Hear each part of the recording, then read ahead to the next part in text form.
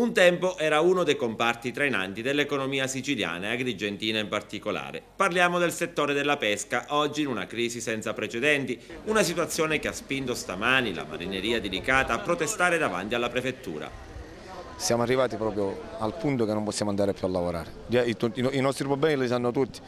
Se ci mettiamo qua a dire i nostri problemi quali sono, gasolio, le tasse che sono aumentate, l'IVA che non si ragiona più, sono tantissimi. A Licata non abbiamo mercato, poco pesce, ce lo rubano perché non ce lo pagano bene e ora ci voleva pure quello che è successo della maglia di queste reti regolamentari. Noi abbiamo cercato e stiamo cercando di metterci a regola nel migliore modo possibile, ma con questo metodo che ci ha adottato la Comunità Europea non possiamo andare a lavorare, perché con la maglia 50 che dicono loro, qua non siamo nella Norvegia che peschiamo baccalà, merluzzi grossi, qua andiamo nel gamberetto, il polipetto, la frittura. 8.000 euro di verbale, tre rete sequestrate, 8.000 euro di verbale, una cosa insostenibile. Anzi dico, questo mio collega era 2 giorni che era a terra, questa barca che è stata multata era 2 giorni che era a terra, che non usciva perché non poteva affrontare le spese, perché non si ci va più, neanche con la maglia piccola,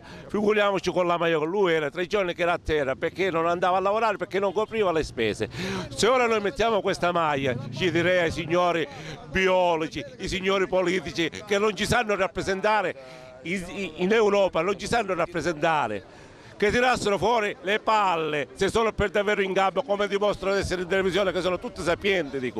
Ma perché siamo perseguitati solo quelli che lavoriamo qua in Italia? Siamo perseguitati solo quelli che lavoriamo, ma che vogliono più da noi? Quelli che lavoriamo in Italia siamo di meno di quelli che dobbiamo mantenere a loro, signori politici. E a poche decine di metri di distanza, davanti al Palazzo dei Giganti, sono tornati in piazza ancora i lavoratori addetti ai bagni pubblici. Anche per loro si annuncia la perdita del posto di lavoro. Oltretutto c'è mio figlio che è disabile e io ho molto bisogno perché c'è solo mio marito che porta il stipendio a casa.